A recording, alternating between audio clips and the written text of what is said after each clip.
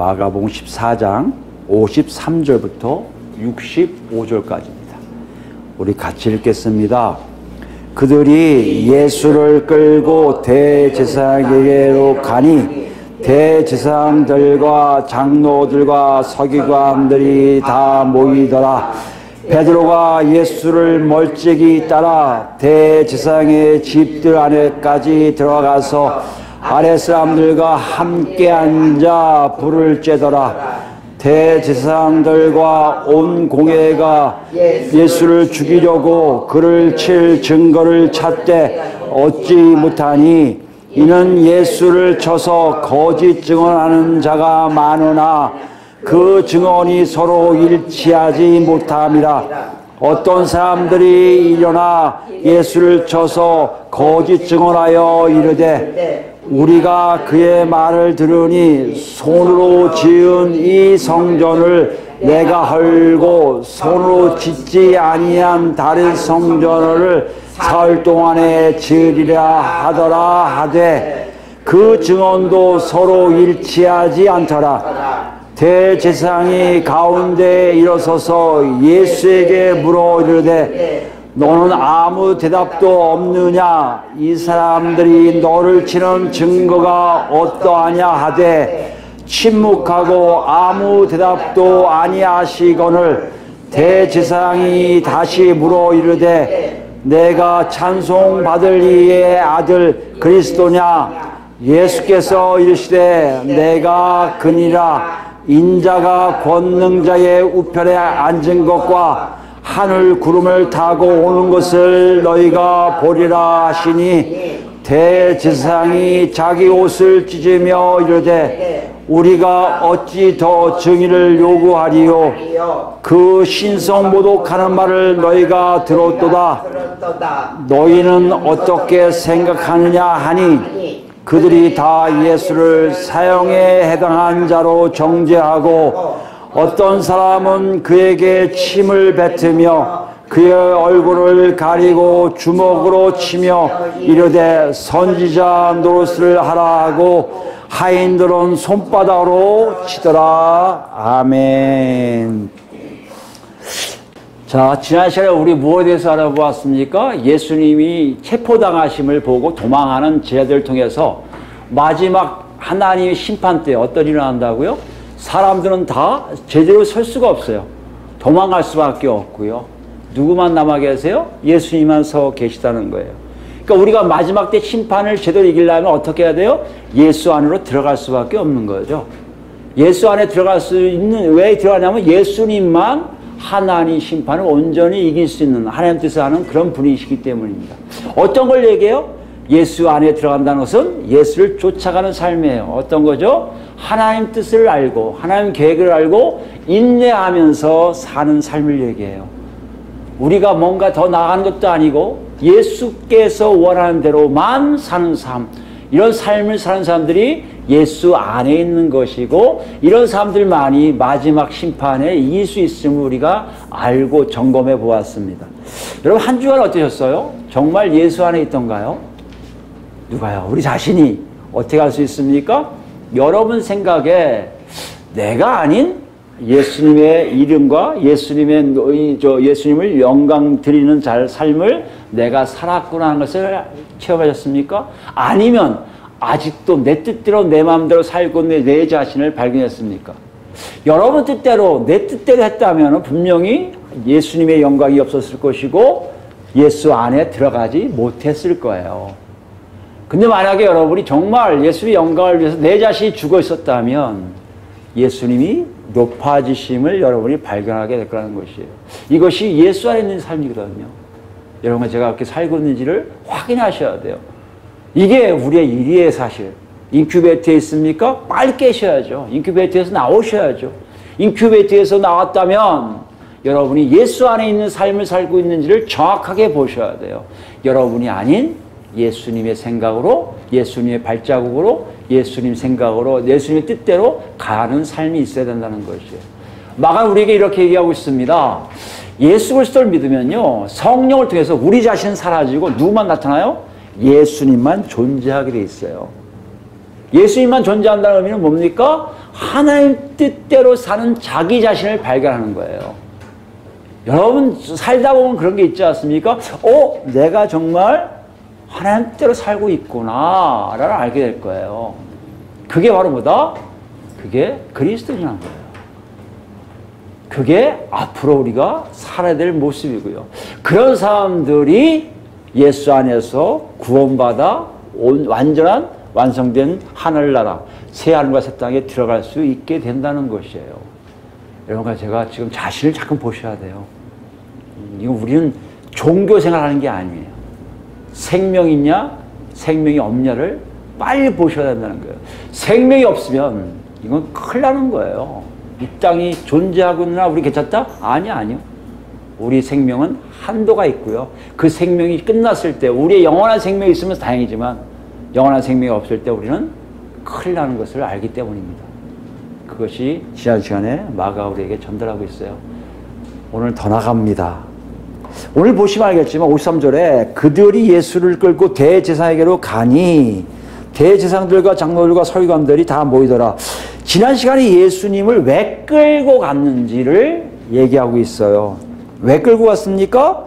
대제사장에게로 가기 위해서. 왜요? 거기에는 대제사장들과 장로들과 서기관들이 모여 있거든요.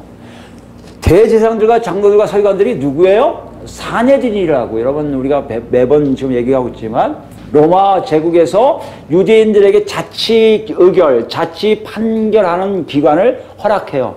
그게 뭡니까? 사내들이란 거예요. 71명, 의장을 의장을 포함한 71명의 사람들을 뽑아놓고 그들에 의해서 의결하고 판결하게 해요. 뭐만 안 하고요? 정치적인 이슈만 다루지 않으면 돼요. 종교적인 문제라든지 문화적인 문제도 그들 아래서 의결하고 판결하면 됩니다. 이거를 구성하는 사람들이 바로 대제사장들, 장로들, 그 다음에 서기관들이라는 거예요. 이렇게 보니까 사내들인 사람들로 하여금 예수를 끌고 가는 이거예요. 왜 그랬을까요? 55절 보니까 그 이유가 있어요. 대제사장들과 온 공회라고 되어 있잖아요. 공회가 바로 사내들인이에요. 온 사내들인이 예수를 죽이려고 했다는 얘기예요. 예수님을 죽이려고 했다는 생각 때문에요. 무슨 말입니까? 예수를 그냥 그들이 죽일 수 있나요? 못 죽여요. 로마 제국에 의해서 절대적으로 정치적 이슈, 즉 사형시키는 거는 못하게 돼 있어요. 그럼 어떻게 합니까? 사형 좀 시켜주세요 하고 건의할 수가 있어요. 그러니까 이들이 저 예수를 죽여야 돼 하고 생각하고 예수를 끌고 와. 그 다음에 이 사람이 이래서 죽여야 돼요 하고 그 죽이는 사형시킬 이유에 대해서 무엇이 있는지를 확인시킨 다음에 다음날 로마 정권에다가 이걸 알려주는 거예요. 그러면 너 사형시킬 수 있겠구나 하고 죽이라는 얘기입니다. 지금 얘기를 그걸 하기 위한 거예요. 사내들인 사람들이 모인 이유는 예수님을 로마 정권, 로마 제국에 넘겨서 죽게 하려고 모였던 거예요. 여러분 생각하면 이렇게 생각하면요. 예수님이 말씀하신 너희들의 지도자들에 의해서 내가 고난과 죽음을 당할 거라는 예언이 성취되는 순간이에요. 지난 시간에 배신해야 하고 도망가고 이것이 성취됐다면 오늘은 유대인들의 지도자들에 의해서 예수님이 고난당하시고 죽게 되는 그 과정의 시작을 지금 알리고 있다는 것이에요. 그러면 여기서 내용이 길쭉하게 할 필요 없잖아요. 그렇게 정해면 가는 거 되는데 마가의 기록을 보면 뭔가 자세하게 기록하고 있는 걸 볼 수가 있어요. 무엇을 얘기하고 싶은 건가? 예언이 성취됐어. 이것도 중요해요. 굉장히 중요한 사건을 다루고 있습니다. 역사 사건을 다루고 있어요. 근데 그 역사 사건 중에 나오는 교훈이 있음을 얘기한다는 거 지난 시간에도 얘기했지만 여기 보니까 누굴 등장시킵니까? 54절에 베드로가 쫓아와서 불 쬐고 있으면서 예수님의 그걸 볼 수가 있게끔 된 장소에 있었던 거예요. 마태나 누가도 베드로가 같이 갔음을 밝히고 있습니다. 요 같은 기사에서 같은 내용에서 요한복음은요 더 나아가서 누굴 등장시켜요? 사도 요한을 등장시켜요. 사도 요한은 아예 더 가까이 가서 위에 있는 대제사장들 있는 곳에 가고 베드로는 아랫뜰에서 이렇게 있는 장면들을 요한복음 18장에 그리고 있음을 우리가 볼 수 있습니다. 다시 말하면 이 사건은요 그냥 예수님의 예언이 성취된 걸 끝난 게 아니라 그 이상의 제자들이 목도한 것에 대한 교훈이 있음을 보여주고 있다는 것이에요. 여기선 베드로지만 요한복음까지 합치면 요한과 베드로에 의해서 보여진 사건에 대해서 무엇인가를 얻었다는 것이에요. 그 사건이 굉장히 중요하기에 베드로는 마가에게 얘기했고, 공간복음에 다 있는 거 보니까, 아니 요한복음까지 있는 거 보니까 초대교회 모든 성도들은 다 알아야 될 사건이라는 것이에요. 그러면 예언이 성취된 거 이걸 끝난 게 아니라 그 이상의 어떤 것이 있음을 우리에게, 독자들에게 보여주고 있다는 것이죠. 우리는 성취된 걸 아니까 이미 다 알았잖아요. 이미 십자가 못 박혀 돌아가시고 부활승천하는지 다 알았으니까 우리는 뭐요? 이 사건을 통해서 얻은 교훈이 뭔지를 아는 것이 우리한테 더 유익할 수 있으니까 오늘 이 시간에 그것을 다루고자 한다는 것이에요. 그러기 위해서 뭡니까? 두 가지의 부류가 나와요. 한쪽은 피해자죠. 누구예요? 예수님이에요. 피고인이라고 할 수 있지만 피해자죠. 어떻게 보면. 죽음을 당하는 거니까. 나중에 가해자들 편에 있다는 것이죠. 오늘은 그 가해자들을 통해서 얻는 교훈에 대해서 알아볼까 합니다. 가해자들을 보면요. 지금 보면 이 사람들은 뭔가를 자꾸만 하려고 했던 모습이 보여요. 마가는 이들이 어떤 행동을 취하고 있음을 보여주므로 이 사람들이 뭔가에 대해서 교훈을 주고 싶으려고 자기 나름대로 애쓰는 흔적이 보여요. 이거 우리 독자들로 하여금 이 사람들이 이런 일을 했어. 이 사람들이 이런 일을 했다는 얘기는 무슨 교훈이 있어 라고 보여주려고 애썼다는 것이에요. 그 흔적을 따라가면 마가를 통해서 베드로가 알려준 이들에 통한 교훈을 우리가 알 수가 있다는 것이죠. 그것이 뭔가 한번 보겠습니다. 57절 보시면, 55절이군요. 55절 보시면, 뭐요? 그를 칠 증거를 찾되 얻지 못하니라고 되어 있어요. 그를 칠, 예수님을 사형을 언도할 수 있는 증거를 찾되 얻지 못한다고 되어 있거든요. 근데 이 찾다와 얻다의 동사의 시제가 미완료 시제예요. 미완료 시제라는 것은 어떤 사건이 마무리될 때까지 계속해서 이어진다는 얘기예요. 그러니까 증거를 찾는데 못 찾았어요. 찾는데 못 찾았어요. 찾는데 못 찾았어요. 이거 하는 거예요. 못 찾았다가 끝나죠. 이게 아니라 이들은 계속해서 증거를 찾으려고 노력했지만 얻지 못한 상황이 끝까지 갔다는 얘기예요. 무슨 말입니까? 이들의 생각에는 이미 예수님을 죽이고자 하는 맛뿐이 없다는 거예요. 죽여야 돼! 이 생각을 갖고 있다는 거예요. 근데 이것이 잘못되어 있음을 마가는 자꾸 독자들에게 보여줘요. 어떻게 보여주고 있습니까?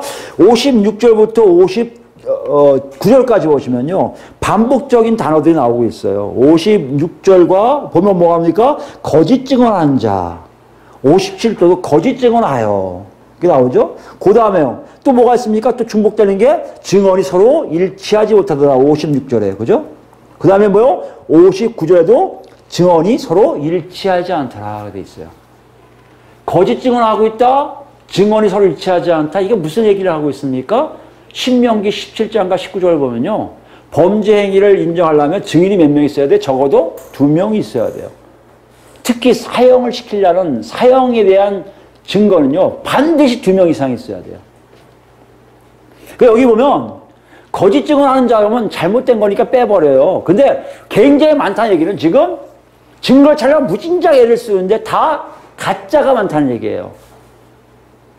지금 어떤 상황인지 아시죠? 예수님 세워놓고 증언하는 다 가짜들이 많아요. 그거 어떻게 할 수 있습니까? 증언이 서로 맞지가 않아요. 2명만 있어도 맞는데 2명이 없는 거예요. 당연한 거 아니겠습니까, 여러분? 예수님은요, 하나님 앞에서나 모든 피조물 앞에서 죄 지은 적이 한 번도 없으세요. 당연한 거예요. 우리가 오해하는 거는 예수님도 무슨 죄가 있을 거야. 아니요. 지금 보여주고 있잖아요. 만약에 유대법이었다면, 유대율법이었다면요, 이들은 어떻게 해야 돼요? 예수님을 무죄 방면시켜야 돼요. 여기에 사내들인 의장이 선언해야 돼요. 무죄 풀어줘야 된다는 얘기예요. 지금 이런 상황이 왔어요. 무죄를 풀어주는 상황까지 왔는데 어떤 일 합니까? 60절 보니까요. 거기 사내들인 의장이 대제사장이거든요. 대제사장이 벌떡 일어나요. 아무리 생각해도 이건 무죄가 될 것 같거든요. 벌떡 일어나서 자기가 직접 질문을 해요. 굉장히 이례적이에요. 누가 고소한 거 가지고 재판에서 판결하는 게 사내들의 일인데 의장이 거기에 주인공처럼 나타나 버려요. 나타나서 얘기해 버려요. 뭐라고 얘기합니까? 예수께 물어봅니다. 너는 아무 대답도 없느냐? 이 사람들이 너를 치는 증거가 어떠냐? 그 상태에서 얘기를 해요. 그 다음에 그걸 끝나는 게 아니에요. 끝나는 게 아니고 더 중요한 거에 대해서 물어봐요. 가장 핵심적인 질문을 물어봐요. 그게 뭐예요? 61절이에요. 내가 찬송받으실 이의 아들 그리스도냐라는 거예요. 찬송받으실 이의 아들 그리스도냐고 물어봐요. 이걸 보면 더 재밌는 거예요. 약간 이걸 헬라 본문으로 보면 더 정확하게 할 수 있는데 이거예요. 너 메시아야? 찬송받으실 이 아들? 약간의 비꼬듯이, 약간의 좀 비아냥거림. 네가? 너 메시아야? 찬송받으실 이 아들? 이런 얘기예요 지금요. 정중하게 얘기하는 게 여기 찬송받을 이라는 의미는 유대인들은요, 저번에도 말씀드렸지만 하나님의 이름을 함부로 호명하지 못해요. 그래서 그냥 아도나이라고 표현하고요. 주님으로 하잖아요. 그리고 아니면 그 거룩한 자 네 개로 그냥 끝내버려요. 여기도 그 마찬가지예요. 찬송받으시리라는 것은 그 당시에 하나님에 대한 유대인의 완곡한 표현이에요. 결론적으로 보면 네가 하나님의 아들이라고 이 뜻이에요. 너 메시아야? 하나님의 아들이라고? 이건 뭐예요? 그동안 예수님이 제자들을 통해서 말씀하신 것이 그렇게끔 전달되었을 것이고 그 전달된 걸 반문하고 있다는 것이에요. 이건 뭡니까? 대제사장이 인정하고 싶지 않지만 그 문제 외에는 예수님을 붙잡을 일이 없다는 얘기예요. 사실 이거는 문제가 되지 않아요. 그리스도라고 얘기한다고, 내가 하나님의 아들이라고 얘기한다고 신성모독하지는 않아요. 그런데 나중에 예수님이 뭐라고 하십니까? 맞아 라고 하시고 하나님 우편에 앉아 계시다 그 말에 됐다 하고 딱 쳐요. 그게 뭡니까? 63절이에요. 대제사장이 자기 옷을 찢어버려요. 자기 옷을 찢는다는 것은 아직 구전돼서 왔는데요. 재판관들이 신성모독의 얘기를 들으면 재판관들이 다 일어나서 옷 찢어야 돼요. 이건 신성모독이라는 얘기예요. 하나님을 모독했다는 것이에요. 그러니까 지금 그 모션을 취하는 거예요. 지금 뭘 할까요? 의장이 사인 보내는 거예요. 누구한테요? 거기 있는 사례들 구성원들한테. 이거 신성모독이야! 옷을 찢었어요. 그 다음에 뭐라고 합니까? 무슨 증언이 더 필요해? 그리고 64절 보세요. 신성모독하는 말을 너희가 들었다. 아예 더 못을 박아요. 신성모독하는 말을 들었다. 신성모독하는 게 어딨어요? 자기가 하나님과 같다는 얘기도 없고 하나님을 저주한 것도 없어요. 그러나 대제사장이 그냥 밀어버리죠. 뭐래요? 저거 신성모독하는 거야. 그러니까 거기 앉았던 놈들도 다 뻗고 눈 한번 육하니까 다 오케이 하잖아요. 뭐라고요? 그들이 다 예수를 사형에 해당한다고 정죄를 해요. 현재 로마 정권에다가 사형 당해야 돼 하고 넘겨주면 되는 것으로 마무리를 하고 있다는 것이에요. 그 다음에 하인들을 시켜서 조롱하게 하고 침뱉고 수치스러운 일을 당하게 이들이 하고 있다는 것이에요. 이걸로 끝나요. 그럼 뭘 좀 얘기하고 있을까요? 이들이 행하는 것들이 다 옳은 것이 아니에요. 그럼 우리가 생각할 때, 야, 권력의 힘이 무서워서 그걸 보여준 건가? 이 당시에 대제사장들 사례들이 갖고 있는 권력이 이만큼 무서운 걸 얘기하고 있을까? 저는 그렇게 생각하지 않아요. 마가는 그렇게 하려고 대제사장이라는 일을 생각하고 자꾸 얘기해요. 근데 마태를 보면 뭐라고, 마태가 26장인가요? 거기 보면 가야바라고 되어 있어요. 대제사장 가야바 뜰에 간다고 되어 있어요. 요한복음은 더 구체적으로 얘기해요. 요한복음 18장에 가면요. 그 당시 실제 권력자가 누구냐면 전 대제사장인 안나스라는 대제사장이 있어요. 그 사람이 원래 실권자예요. 그 실권자의 사위가 지금 현재 대제사장인 가야바예요. 마가는 그 두 사람이 있는 거 알아요. 근데 그걸 얘기 안 해요. 뭘 얘기합니까? 그걸 얘기하고 싶은 게 아니에요. 권력진 사람을 얘기하고 싶은 게 아니에요. 뭐에 대해서 얘기하고 싶은 거예요? 대제사장이라는 신분을 얘기하고 싶은 거예요. 대제사장의 신분은 뭡니까? 하나님을 가장 잘 안다는 계층이에요. 계급이에요. 하나님 뜻을 따라 산다고 생각하는 사람들이에요. 그들에 의해서 하나님께 모든 것이 드려진다고 생각하는 사람들이에요. 그들이 얘기하는 건 다 맞다고 얘기해야 돼요. 율법이 얘기하니까 제사장들을 가르쳐주면 맞다고 얘기할 수 있는 거거든요. 근데 그들이 그렇지가 않은 거예요. 그렇지가 않은 거예요. 베드로와 요한의 눈에 보니까요, 그들이 너무나 잘못한 게 많아요. 실제적으로 이 당시에 아직 미시나라고 여러분 아시겠지만 규정집에 나오지 않았어요. 규정집은 예수님 돌아가시고 2세기 정도 나온다고 되어 있는데 이때는 구전으로 떠도는 거죠. 그 미시나를 통해서 보면 알 수 있지만 사내들인에게 대한 규정이 있어요. 이렇게 하라는 규정집이 있거든요. 그러니까 학자들 간의 의견이 있어요. 아직 예수님 당시는 미시나가 없었어. 그러니까 불법은 아니야 하고 얘기해요. 맞아요. 근데 구절로 되어 있는 것을 규정한 거기 때문에, 적어놓은 거기 때문에 그 당시에도 알고 있었을 것이라고 생각하는 것이 많다는 것이에요. 뭐에 대해서 얘기냐면, 이렇게 사형제도, 사형시키려는 죄인이 있으면요, 분명히 규정에 따라 해야 돼요. 첫 번째, 사내들이 구성원들이 어디에 모이냐면요, 성전에 사내들이 구성원들이 모이는 회의실이 있어요. 그 챔버에 모여야 돼요. 그 회의실 안에 모여서 하게끔 되어 있어요, 규정이에요. 71명 중에 23명의 정족수를 갖추고 있어야 돼요. 그리고 밤에 하면 안 되고 낮에 해야 돼요.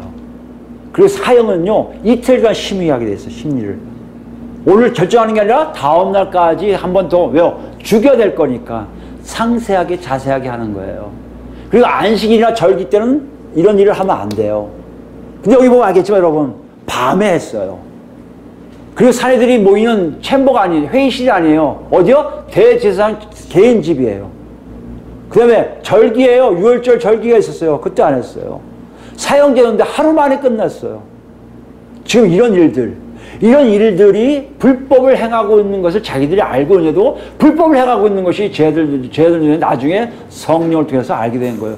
저 사람들이 저럴 수 있을까? 하나님의 역사를 아는 사람들, 하나님 뜻을 알고 있는 사람들이 예수를 죽음으로 모는 것도 신기한데, 죽음으로 모는 방법이 되게 불법적인 것을 알고 이해가 안 가는 거예요. 여러분 한번 생각해 보세요. 하나님 뜻이다 하면 다 모든 것이 불법을 행해도 괜찮습니까? 그렇지 않아요. 하나님은요, 절대 불법적으로 하지 않으세요. 하나님 뜻 안에서 모든 것이 합력하여 서로 이루는 놀라운 역사를 통해서 아름답게 진행하시지, 잘못된 일을 막 어거지로 해갖고 이거 하나님 하셨어, 그런 인간의 생각들이 많이 있다는 것이에요. 그래서 지금 이것을 보여주고 있는 거예요. 하나님의 뜻을 가장 잘 안다는 사람들이 하나님의 아들이시며 메시아를 죽음으로 몰아가는 그 일에 직접적으로 관여하고 있음이 쟤들에게는 너무 놀랍고 충격적이었고 무서운 일이었다는 것이에요. 여기에 교훈이에요. 하나님의 뜻을 잘 알고 있다고 하는 우리들, 여러분 한번 생각해 보세요. 한국교회 생각하면요, 하나님의 뜻을 정말 세계에서 제일 잘 알고 있는 민족처럼 생각돼요. 모든 목사님들이나 선교사님들의 얘기를 들었고 있으면요, 아마 전 세계 한국처럼 예수를 잘 믿는 민족도 없을걸요. 아마 이스라엘보다 하나님의 선민으로 더 높게 평가할 겁니다. 실제적으로 그렇게 예언이 나오는 분도 있다고 하지만 우리 스스로가 그렇게 자부심을 갖고 있던 게 많아요. 더군다나 말세로 가면 갈수록 교회에서 얘기하는 내용들 보면요, 하나님 뜻은 이렇다라고 규정 짓고 그 규정 짓는 거에 의해서 강하게 얘기하는 게 참 많습니다. 요즘은 특히 뭐가 많은 줄 아십니까? 여러분, 저도 직접 듣지 않았지만 옆에 사람들 통해서 들을 때 보면요, 지금 교회들마다 목사님들이 뭐라 하냐면 앞으로 큰 일을 할 건데 그 큰 일에 우리 교회가 첫 번째로 사용될 거라고 얘기를 많이 하고 있다는 것이에요. 맞는 것 같은데 어떤 면으로 보면 선동일 수도 있다는 것이에요. 한국교회 목사들이 가장, 죄송하지만 부흥한 교회가 다 그렇지 않지만 많이 부흥된 교회일수록 뭘 많이 합니까? 선동이라고 이 표현하면 맞을지 모르겠지만 사람들의 마음을 부추기어서 뭔가를 일으키는 일들을 참 잘합니다. 그런 분들의 메시지나 그런 분들을 보면 으쌰으쌰 잘해요. 사람들이 흥분되게 만드는 것을 참 잘합니다. 그 잘함이 꼭 정말 하나님 뜻이냐 생각할 때가 많아요. 그게 결과적으로 부흥이고 교회 예배당이고 사람들 모임이라고 얘기할 때가 많이 있습니다. 오늘 베드로가, 요한이 마가를 통해서 우리에게 질문하고 있다는 것이에요. 정말 그런 일들이 다 하나님의 뜻이냐는 것이에요. 만약에 그것이 하나님 뜻이 아니라면 그들처럼 예수님을 죽이는 일에 한국교회가 앞장서서 일할 수 있다는 것이에요.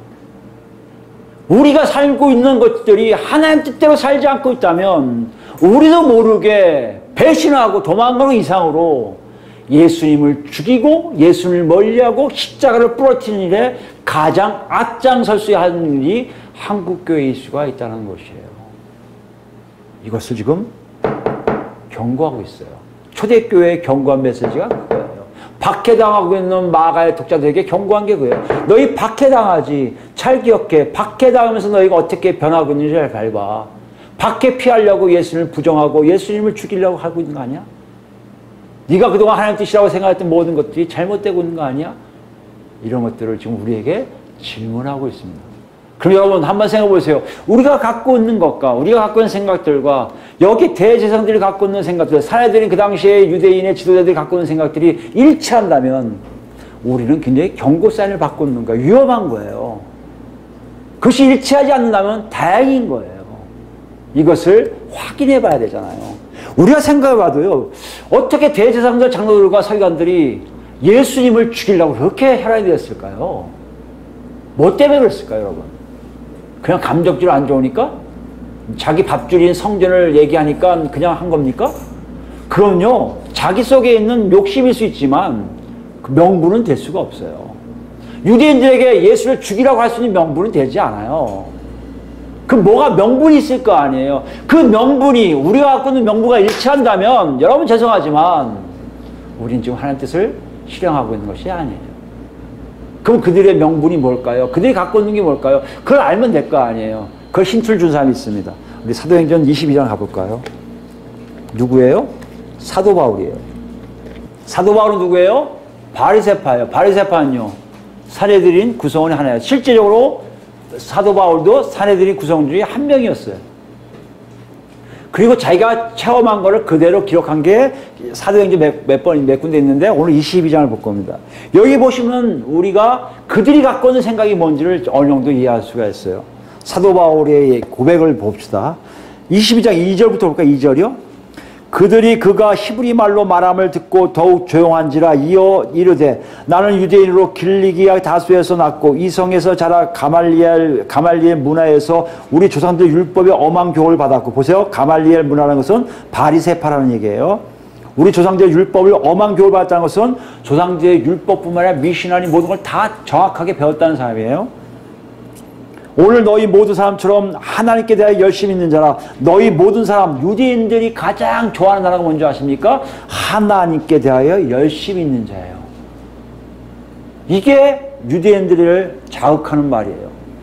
오늘 사내들이, 구성원들이 예수를 사용시킬 때 가장 많은 명분을 쓴 것이 하나님께 대하여 열심을 가지고 대했다는 얘기예요. 이게 무슨 의미냐면 여러분, 그거 보시면 알겠죠. 사절 읽고 갈게요. 사절하고 보고요. 내가 이 돌을 박해하여 사람을 죽이기까지 하고 남녀를 결박하여 옥에 넘겼노니, 하나님에 대해 열심히 있어서 예수 믿는 사람들을 죽게 하고 결박하여 옥에 넘기기까지 하고 다메섹에 있는 사람들까지 잡아놓으려고 오는 중이었음을 얘기하고 있다는 것이에요. 그러면 하나님께 대하여 열심히 있는 것이 무엇일까요? 우리가 볼 때 굉장히 좋은 의미로 받아들일 수 있습니다. 우리는 하나님에 대하여 열심히 있는 걸 참 좋아해요. 근데 잘 들으셔야 돼요. 하나님에 대해 열심이 무엇인지를 알아야 돼요. 유대인들이 갖고 있는 하나님에 대한 열심은요, 좀 멀리 가야 돼요. 바벨론 포로에서 돌아올 때를 생각해야 됩니다. 바벨론 포로로 간 것은요, 이스라엘 민족들, 특히 유대인들에게 굉장히 무서움이에요. 하나님이 절대적으로 영원토록 너희 함께 하겠다는 성전이 파괴되는 거거든요. 거기에 하나님 계실 줄 알았더니 파괴해도 아무 일도 안 하시는 하나님이세요. 그리고 70년 동안 바벨론에서 떠돌이 생활하고 핍박당하고 이상한 어려움들을 무진장 당합니다. 그 일을 당하고 있다가 하나님의 은혜로 예레미야 선지자의 예언처럼 70년 만에 돌아와요. 돌아올 때 사람들 어떤 사람들이겠습니까? 70년 동안에 하나님만 바라보고 사람들, 레위인들이 많았을 거예요. 에스라와 같은 제사장들이 많았을 거예요. 이 사람들은 율법에 대해서 굉장히 열심히 연구했습니다. 무엇을 잘못했는지 연구했을 거예요. 내가 뭘 잘못했지, 우리가 뭘 잘못했길래 하나님 심판을 받았지, 그리고 깨달은 거예요. 우리가 하지 못한 거 세 가지를 놓쳤구나. 그 첫 번째 뭡니까? 율법을 제대로 지키지 못했네. 성전, 그 땅을 제대로 지키지 못했네. 세 번째 피예요. 우리 피를 제대로 지키지 못했네. 결론적으로 뭘 지켜보냐면요, 하나님과 관계없는 사람들과 혼합되어 있음을 스스로가 깨달은 거예요. 우상 숭배한 거에 의해서 율법을 지키지 못했고요, 하나님 섬긴다면서 다른 신들을 자꾸만 그 나라에 가져왔고, 그 땅에 가져왔고요, 이방인 여인들과 자꾸만 결혼함으로 혼혈들을 만들었거든요. 그래서 여러분 에스라서인가요, 느헤미야서 보면 굉장히 강하잖아요. 결혼하고 애까지 낳는데 이혼시키잖아요, 강제로요. 이 세 가지를 지키려고 이 사람은 다짐하고 옵니다. 율법과 땅과 피, 땅 중에 성전을 반드시 지어야 한다. 이거 지키려고 온단 말이에요. 지키고 와서 그것만을 위해서 이방인들과 멀어지는 삶을 가끔 살겠는데요. 제대로 합니까? 안 돼요. 헬라 제국에 의해서 박살나거든요. 그 헬라 제국의 혁명을 일으킨 게 뭐야? 마카비예요. 마따리아라는 제사장을 그룹을 가져온 걸 중심으로 마카비라는 혁명을 일으킵니다. 마카비 혁명을 일으키면서 이방인들과 결별시킨 것이 제도화가 돼요. 제도화가 돼서 예수님 때까지 온 거예요. 그러니까 하나님께 열심히 나고 결론적으로 얘기하면 그들이 갖고 있는 생각이에요. 어떤 생각이요? 하나님을 위해서 이방인들과 멀어지는 거예요. 하나님을 위해서 성전을 지키는 거예요. 하나님을 위해서 율법만 지키는 거예요. 이게 하나님에 대한 열심이에요. 지금 이들은 예수님이 그것을 깼다고 생각하는 거예요. 율법을 내가 폐하러 온 것이 아니라 온전하게 했다고 하지만 율법 폐한 게 참 많아요. 금식도 안 하시죠. 손도 안 씻고 밥을 먹죠. 여러 가지 일들을 되게 많이 했어요. 율법을 깼죠. 성전 저거 끝났어 라고 선언하셨죠. 피에 대한 문제 뭐죠? 사마리안도 만지시고요. 저기 이방인 지역 가서 주로 많이 하셨잖아요. 활동을요. 이들의 눈에는 뒤집혀지는 거예요. 사울이었던 바울도 마찬가지였습니다. 스데반의 설교를 들을 때 환장한 거예요. 그 중에 하나가 뭔지 아십니까? 디아스포라 헬라파 유대인들이 하는데 이 사람들이 유대 땅에 온 유일한 일은요. 이제 은퇴하고 성전 근처에서 먹고 살다가 죽기로 하는 거예요. 이 경건한 유대인들, 헬라파 유대인들이 왔는데 스데반 얘기 가만 보니까요. 이 성전에 아무 의미가 없다고 얘기하거든요. 그때 바울이 얘기하는 거예요. 예수의 가르침은 거짓이다. 예수의 가르침은 잘못됐다. 저거 죽여야 하나님이 영광을 받으시겠다. 그래서 시작해서 예수 믿는 사람들을 죽이기 시작하는 거예요. 그게 오늘 보면하는 제사장들과 장로들과 서기관들도 같은 의미라는 것이에요. 하나님에 대해 열심히 있는 거예요. 하나님에 대해 열심히 있으니까 우리가 하나님을 위해서 살다 보니 예수란 존재가 죽어줘야 되는 거예요. 저 사람이 죽어야 하나님이 영광을 받아. 그것이 하나님 열심이에요. 왜요? 저 사람 때문에 우리가 생각하는 생각들, 우리가 갖고 있는 교리들, 우리가 갖고 있는 믿음이 다 박살날 것 같거든요. 뭘 얘기합니까? 예수의 가르침이 잘못됐다고 자기들 삶으로 딱 주는 거예요. 그걸 로마서 가면 이렇게 얘기하고 있습니다. 바울 사도 볼까요? 바울 사도가 이렇게 얘기하고 있어요. 로마서 10장 가보면 1절부터입니다. 10장 1절. 형제들아 내 마음에 원하는 바와 하나님께 구하는 바는 이스라엘을 위함이니 곧 그들로 구원을 받게 함이라 내가 증언하노니 그들이 하나님께 열심히 있으나 여기도 마찬가지예요. 그들이 하나님께 열심히 있어요. 근데 뭐가 없어요? 올바른 지식을 따는 것이 아니에요. 그들이 지금 가장 큰 잘못은요. 불법적인 일을 해가면서까지 하는 일 중에 가장 잘못된 것이 뭔지를 지적하고 있어요. 그게 뭐라고요? 올바른 지식까지 한 게 아니에요. 율법을 지켜야 돼. 성전 지켜야 돼. 피 지켜야 돼. 이것만 생각했지 이것이 어느 것이 옳고 그른지를 모르고 했다는 것이에요. 그리고 나중에 뭐요? 하나님의 의를 모르고 자기 의를 세우려고 힘써 하나님의 의에 복종하지 않느니라. 자기가 생각한 것이 옳은 것을 주장하기 위해서 하나님의 뜻을 버렸다는 것이에요. 이것을 지금 베드로와 요한이 그것을 받고요. 나중에 성령이 오신 후에 정확하게 한 거예요. 저들이 왜 예수님을 죽이려 했을까? 저들은 지금 하나님을 제대로 알지 못하고 있구나는 얘기예요. 이게 만약에 우리한테 적용한다면 이렇습니다. 지금 많은 교회가 하나님 뜻이라고 얘기한다면요. 그것이 정말 하나님 뜻인지 아닌지 어떻게 할 수 있어요? 그들이 갖고 있는 것이 하나님을 알고 얘기하고 있습니까? 하나님을 모르고 얘기하고 있습니까? 아니 우리한테 올게요. 우리한테.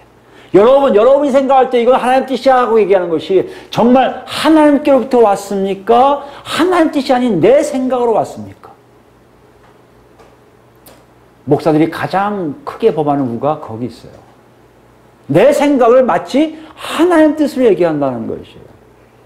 이거 하나님 주신 생각이야 라고 얘기하는 게 참 많아요. 여러분 하나님 주신 생각은요 반드시 그렇게 이루어지게 돼 있어요. 하나님 뜻이 아니면요 반드시 이루어지지가 않아요. 근데 우리 너무 이게 남발해요. 안 늦으면요. 하나님 뜻이 아니었나 보다 하고 넘어가요. 그런 분들이 있으면 여러분 죄송하지만 그런 교회에 있으면 그것은 하나님 뜻이 아닌 하나님에 대한 열심히 있는 자, 즉 유대인처럼 자기 뜻대로 자기 마음대로 자기 길을 살리는 사람들이란 얘기예요. 그거는 하나님에게 멀어지고 있는 증거라는 것이에요. 그런 사람들이 누굴요? 예수님을 죽이게 되어 있어요. 그럼 어떻습니까?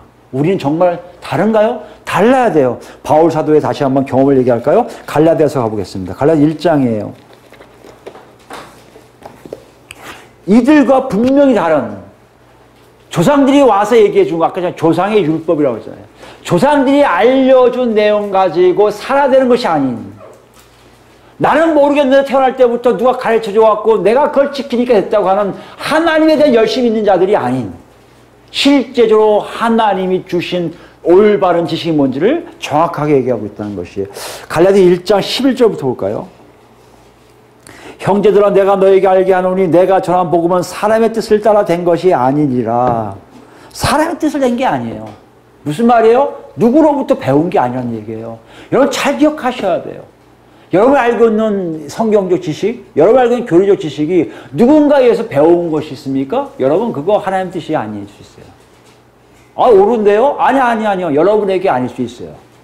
좀 다시 시작하셔야 돼요. 왜요? 보여. 이는 내가 사람에게서 받은 것도 아니요 배운 것도 아니요. 얘기하잖아요.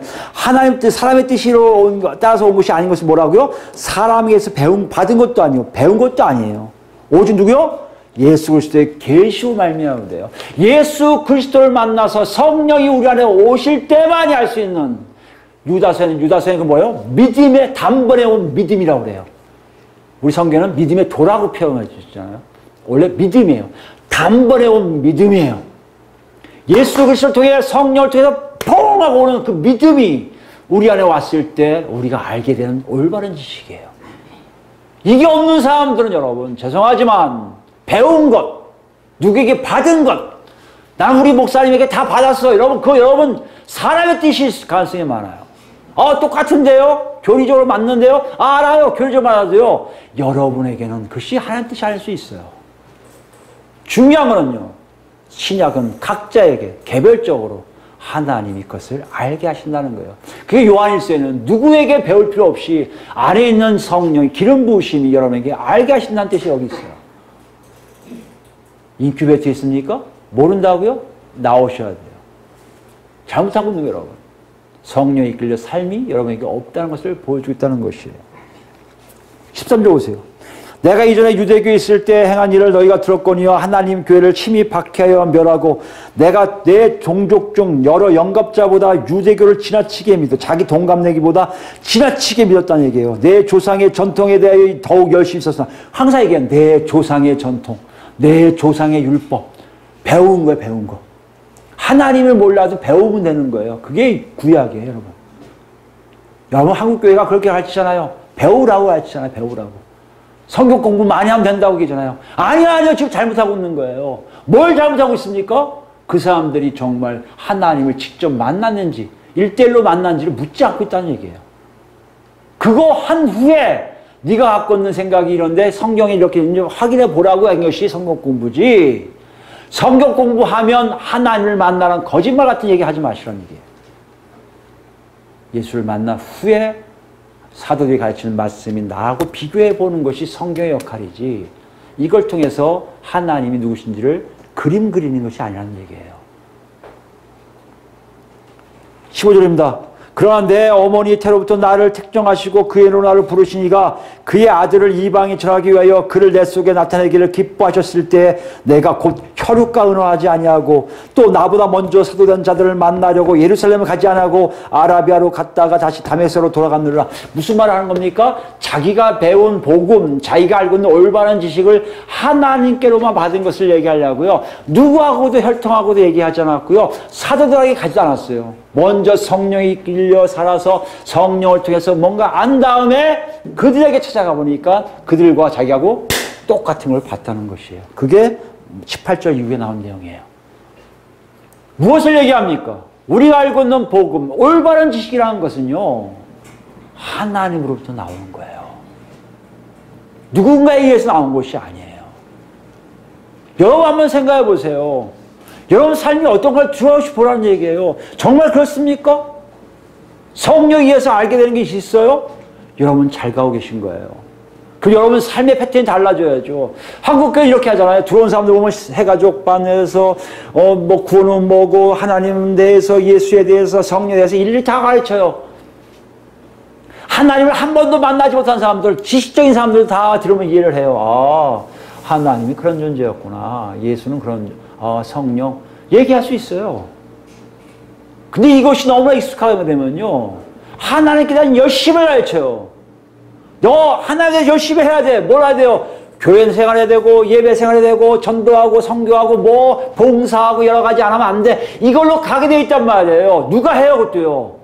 위에서 지시를 해야 돼요. 목사나 권사나 장로들이 지시를 해요. 이제 했으니까 이제 뭐 해? 이제 성가대사 해야지, 교사해야지. 그 나이 되면 다 교사하는 거야. 그 나이 되면 목소리 좋으니까 선거대 하는 거야. 이것이 한국교회의 모습 아닙니까? 그게 열심이에요. 누구처럼요? 오늘 사내들인 구성원들이 한 열심과 똑같은 거예요. 그 우리 다른 건 뭡니까? 올바른 지식이라는 건 뭡니까? 우리 삶을 봐야 돼요. 우리가 예수 만나서 기도하고 성령에 이끌려 살다가 목사가 설교한 내용이 내 안에서 기쁨을 오는 줄 알아야 돼요. 왜요? 목사님이 정말 살아있는 자라면 그 안에 성령님이 계실 것이고 나도 살아있는 존재에 내 안에 성령이 계시단 말이에요. 같은 영이 있으면요 평안이 와요. 같은 영이 없으면요 서로 싸워요. 복닥여요. 여러분 그거 가끔 느끼지 않습니까? 정말 성령 충만하신 분들이나 성령이 같은 한 줄기에 있는 사람들이 같이 모이면요 자기도 모르게 감동이 서로 교류가 되는 걸 느끼잖아요. 왜요? 각자에게 성령이 계시기 때문에 그래요. 이 일들이 있어야 됩니다. 그럼 다 우리가 옳습니까? 아니요. 틀릴 수가 있단 말이에요. 이건 틀리네요. 목사님 분명 성령이 계신 거 아는데 우리 아는데 뭐가 잘못됐지? 뭘 보라는 거예요? 사도들의 가르치면 신약을 보라는 거예요. 그래서 성경이 필요한 거예요. 이걸 볼 때, 내가 이걸 오해하고 있었네? 다시 기도하게 되고요. 다시 성령의 이끌리심을 받아야 되고요. 그러다 보면 이것이 맞구나, 어떤 것이라 해서 자칫 하나로 가는 일들이 우리에게 있는 것이 하나님의 열심히 있는 자들과의 구별됨이에요. 오늘 베드로와 요한은 그것을 본 거예요. 그리고 마가를 통해서 초대교회 성도들에게 그리고 우리에게 전달하고 있어요. 뭐라고요? 하나님께 있는 열심이 정말 그런 열심이냐 아니면 성령에 이끌려 사는 삶인지를 보라는 거예요. 여러분 성령에 이끌려 사는 삶이 아닙니까? 여러분 좀 잘못하고 있는 거예요. 여러분 나중에 진짜 배신과 도망과 같은 거지만요 자기도 모르게 예수님을 죽이는 자리에 있을 거예요. 나중에 보면 알겠지만 무리들이 예수를 죽여라 죽여라 죽여라 하고 있다는 거예요. 여러분 나중에 보세요. 말세에 가지만요 저 사람이 예수 잘 믿는 사람인데 이러고 있어요. 예수를 죽여라 죽여라 죽여라 하고 있다니까요. 저 사람이 예수 안 믿는 사람 같은데 아니 끝까지 순교 자리 가요. 이 차이가 뭐라고요? 여기 나와 있는 사내들인 사람처럼 하나님께 유대인처럼 열심히냐 성령에 이끌려 율법이 아닌 성전이 아닌 피가 아닌 성령에 이끌려 사는 삶이 잘 있느냐 이 차이란 말이에요. 여러분 이것을 확인하셔야 돼요. 이거 확인하시면 큰일 납니다. 지금 그걸 얘기하고 있어요. 왜 큰일 납니까? 다시 본문으로 오면요 여러분 쭉 읽으셔서 알겠지만 더 충격적인 게 뭔지 아십니까? 더 무서운 게 뭔지 아세요? 이들이 자기들이 하는 일들이 뭔지를 모르고 있어요. 한번 생각해 보세요, 여러분. 여러분 입장에 예수님이 피고석에 있는 게 이해가 됩니까? 재판석에 누가 있는 거예요? 인간들이 앉아요, 인간들이. 피조물이 재판석에 있고요.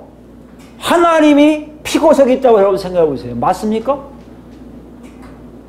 그런데 전혀 그것이 아무렇지 않게 저지르는 그들의 일이에요. 자기가 무엇을 하고 있는지 몰라요. 여러분 어떤 사람 볼 겁니다. 내가 하나님께 열심히 있어. 난 잘하고 있어. 근데 딱 보면 옆에서 보면요. 성령에 끌려 사는 사람들 눈에 보면요. 저 사람이 지금 하나님을 정죄하고 있네. 하나님의 영광 가리고 있네. 잘못하고 있네를 몰라요. 자기 열심히 하거든요. 나같이 열심히 사람이 어딨어? 교회 충성하고 봉사하고 선교 열심히 하고 전도 열심히 하고 내가 하고자 하는 모든 것들 성경 공부 다 참여하고 말씀도 딸딸딸 외우고 있는데 내가 뭘 잘못하고 있어 이런 사람이 많다니까요. 그런데 신경이 뭔지 아십니까? 그런 사람들의 특징 중에 하나가 하나님을 피고석에 앉히고 자기가 재판석에 재판장 자리에 앉아 있는 걸 모르고 있다는 것이에요.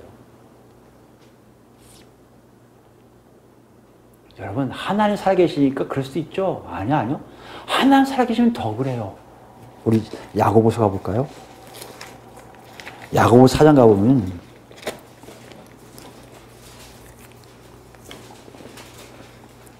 (4장) 4절부터 볼까요? 야고보서 4장 4절 말씀. 야고보서의 기자가 우리에게 그런 식의 교훈을 주는 거예요. 가늠한 여인들아, 세상과 벗된 것이 하나님과 원수됨을 알지 못하느냐. 그런즉 누구든지 세상과 벗이 되고 자 하는 자는 스스로 하나님과 원수되는 것이니라. 세상과 벗된 것이 하나님과 원수됨을 압니까? 몰라요. 누가요? 하나님께 열심히 있는 자들은. 자기가 하는 게 다 옳기 때문에요. 자기가 하는 것이 하나님과 원수됨을 몰라요. 성령에 살면요 알아요. 이건 아니지. 정말 지난 시간도 말씀드렸지만 요만큼이라도 올라와요. 문제가 그거 아니잖아. 자꾸 이게 들려요. 나중에 보면 그게 정말 잘못된 걸 알 수 있어요. 여러분 하나님은요 살아계세요. 그리고 하나님 백성들에게요 굉장히 밀접하게 역사하세요. 우리가 모를 뿐이에요. 인큐베이터에 있으니까. 그런데도요 알게 하세요. 시간 되면. 와 하나님이 하셨네 알게 하세요. 그런데 우리가 세상과 벗하고 있는데 모른다고요? 여러분 죄송하지만 열심히 있지만 성령에 끌려 사는 사람이 아니라는 거예요. 또요 6절입니다. 하나님이 교만한 자를 물리치시고 겸손한 자에게 은혜를 주신다 하였느니라. 이거 모를 때가 많아요. 수없이 많은 교인들이요 내가 교만한지를 모를 때가 많아요. 특히 직급이 올라갈수록, 직급이 올라간다는 게 죄송합니다.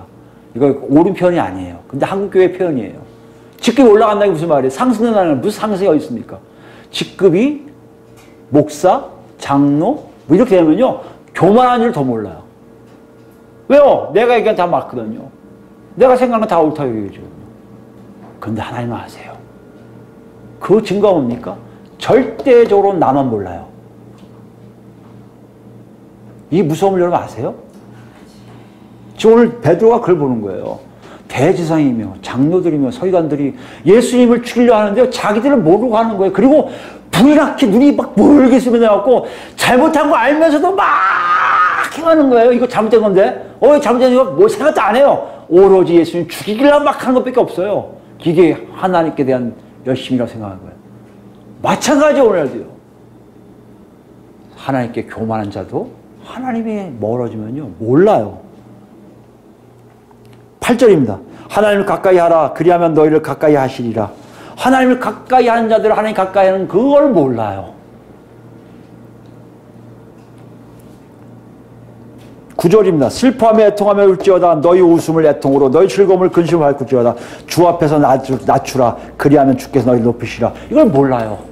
내가 슬퍼지면 슬픈 게 뭡니까? 하나님 앞에서 나가지 못함에 대한 애통함이에요. 하나님 뜻대로 살지 못한 애통함이에요. 그것이 없다면 여러분 지금 잘못하고 있는 거예요. 늘 기쁩니까? 이 세상이 너무 좋아서 캐스라스라 하고 계십니까? 지금 하나님과 멀어지고 있는 거예요. 하나님 앞에서 낮추고 있습니까? 어떻게 알아요? 내 자신을 죽이는 거예요. 내 욕구를 죽이는 거예요. 알아요. 왜 모릅니까? 내가 누군데? 근데 하나님이 그걸 하기 원치 않으셔. 하지 말아야지. 참고 있는 여러분들 발견하십니까? 하나님이 여러분을 높이세요. 언제인지 몰라요. 여러분이 완전히 낮아질수록 하나님이 여러분을 높이실 준비해요. 높이냐니까 세상적으로 표현한다고? 아니요. 하나님이 함께한 증거가 나타나요. 근데 우리는 그렇지 못해요. 12절이요. 입법자와 재판관은 오직 한 분이시니 능히 구원도 하시고 멸하기도 하시느니라. 누구요? 오직 한 분 하나님이세요. 입법자도 그 다음에 재판관도요. 하나님 한 분만 우리 재판관 되신다고요. 근데 우리는 뭘 해요? 위에 보니까요. 이웃을 비방해요. 이웃을 판단해요. 내 마음대로 얘기해요. 저 예수 안 믿는 사람이야. 저 은혜 없는 사람이야. 저거 저러면 안 되지. 귀신 들렸네. 나쁜 놈이네. 좋은 놈이네. 이건 내가 참 교회에서 애쓰는 놈이네. 내가 어떻게 알아요? 목사하면 웃기잖아요. 내가 뭐 만능입니까? 우리 너무 쉽게 하잖아요. 교회에서요. 저 사람 은혜가 많아. 특히 목사님들, 사모님들. 아, 이 사람 은혜. 아, 어떻게 믿음이 이렇게 좋아? 어떻게 알아요? 사모님하고 목사님들이. 우리가 재판관 자리에 앉고 싶어서 그래요. 여러분, 그게 아니에요. 지금 분명하게 얘기해요. 하나님께 열심히 믿고 성령 따라하지 않은 사람은요, 내가 하나님 자리에 앉아있고 하나님을 피고석에 앉혀있는 걸 몰라요. 그러니까 내 마음대로 하는 거예요. 합리적인 추론을 해요. A 플러스 B는 C니까 D가 나오고 E가 나와서 너는 이렇게 해서 넌 재판 끝내버려요. 그리고 흐뭇해요. 나는 정말 하나님 잘 믿고 있어. 아니요. 하나님 A 플러스 B가 반드시 C가 나오지 않아요. 하나님 계획 속에 나오죠. 여러분의 합리성 그 옳은 거 알 수 있어요. 하나님께 가까이 가세요. 하나님 앞에 낮추셔야 돼요. 하나님의 역사를 맛보셔야 돼요. 그러기에 하기 안 하면요, 정말 이런지 저런지 모르고 그대로 가요. 그 가는 게 더 무서운 게 뭔지 아십니까, 여러분? 제일 큰 문제예요. 여러분, 이 사람들이 죽이려고 해서 예수님이 죽습니까? 이 사람들이 안 죽으려고 예수님이 안 죽어요? 착각하게 만드는 거예요. 예수님은 죽게 돼 있어요. 그래야 인류 살리거든요. 그래야 하나님의 뜻을 완성하시거든요. 누가 되었든지 간에 예수를 죽임을 자리에 서 있는 사람들이 반드시 필요해요. 근데 이들은요, 지들이 죽이면 죽인 줄 안다고요. 지들이 살리면 살리는 줄 안다고요. 하나님이 내버려 두시는 거예요. 그리고 하나님은 당신 뜻만 싹싹 이루시는 거예요. 버림받는 도구로 사용되는 거예요, 이 사람들이요. 무섭지 않습니까? 저는 이게 제일 무서워요. 하나님께 열심인 사람들이요, 도구로 끝나요. 내가 구원을 많이 시켰습니다. 저 사람도 구원시켰고, 저 사람도 구원시켰고요. 교회를 저렇게 크게 놀랍게 세워쓰고 모르세요, 예수님. 예수님, 난 널 도무지 알지 못한다. 왜요? 버려진 도구기 때문에.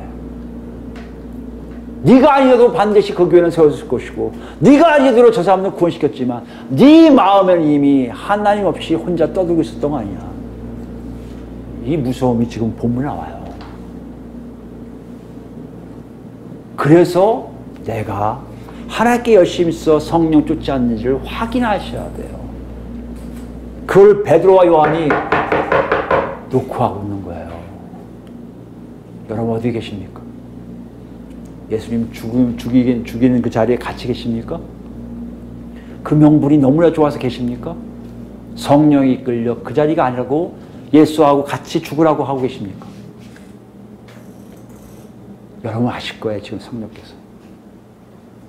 여러분 그렇게 안 되면요, 죄송하지만 누구도 예외 없이요, 분명한 것은요, 여러분 나중에 결론이 버려진 도구가 아니면 살아있는 도구로 될 거라는 얘기예요. 여러분 뭘 택하실 거예요? 버려진 도구요? 살아있는 도구요. 살아있는 도구가 돼야 되잖아요. 그 어떻게 돼요? 사도 바울처럼 돼야죠. 사도 바울이 했던 것처럼 우리가 알아야죠. 사도 바울이 저랬던 사람들, 성도들, 초대교회 성도들 된 걸 좀 해야죠. 어떻게 해요? 예수를 만나는 자리에 있어야죠. 예수와 함께하는 자리가 있어야죠. 그 악했던 사도 바울이 다메섹에서 그 악했던 사람, 정말 예수는 하나님의 아들이라고 했던 그 예수가 부활처럼 나타나는 거예요. 사울아, 사울아, 힘들게 사냐? 나는 내가 박해하는 예수라. 거기에 사도 바울이 완전히 꺾어지는 거 아닙니까? 그 순간이 여러분 있습니까? 1대1의 관계예요. 아무개야 바쁘게 산다. 나를 왜 만나지 않고 사니? 그 음성 들었습니까? 여러분 삶이 바뀔 거예요. 그렇게 안 돼 있다면 여러분 죄송하지만 지금 놓고 계세요. 하나님께 열심히 믿냐고 아무 소용없어요. 성령에 이끌려 사는 삶으로 가지 않는 한 여러분과 저는 어떻게 할지 몰라요. 이 울림에 여러분 어떻습니까? 하나님 만날수록 여러분 한계를 느끼실 거예요. 정말 아무것도 아닌 거 알 거예요. 하나님을 만날수록요, 내가 할 수 있는 일이 하나도 없으면 알 거예요. 하나님을 만날수록 느껴지는 건요, 왜 하나님, 왜 이 내 시간대로 안 하세요? 하는 불평이 나올 거예요. 하나님을 알면 알수록요, 성령님이 왜 나만 죽이라고 하세요? 저놈도 나쁜 놈인데, 저놈도 나쁜 놈인데, 왜 나만 죽으라고 하세요? 이 얘기를 할 거예요. 그런데요, 이 모든 거에 순종하고 가다 보면 하나님의 간섭이 매 순간순간 있음을 깨닫게 될 것이고요. 그 간섭이 우리를 얼마큼 평화롭게 아무 생각 없이 하나님 안에서 기쁨으로 가게 하는 것을 느끼게 될 거란 말이에요. 오늘 이 일을 위해서 지금 예수님이 돌아가세요. 또 오실 때 분명히 두 자리가 있을 거예요. 여러분, 예수 죽이는 자리에 가지 않기 위해서 지금 여러분과 제가 정신 바짝 차리고 성령이 이끌려 살고 있구나 감사합니다 하는 여러분 되기 바랍니다. 아니면 지금을 다시 만나셔서요, 그 자리에 가려고 애쓰는, 그래서 나중에 정말 예수님 죽이는 자리가 아닌 예수님과 함께 죽는 자리에 들어가는 우리 모두가 되길 예수 그리스도로 축원드립니다. 아멘.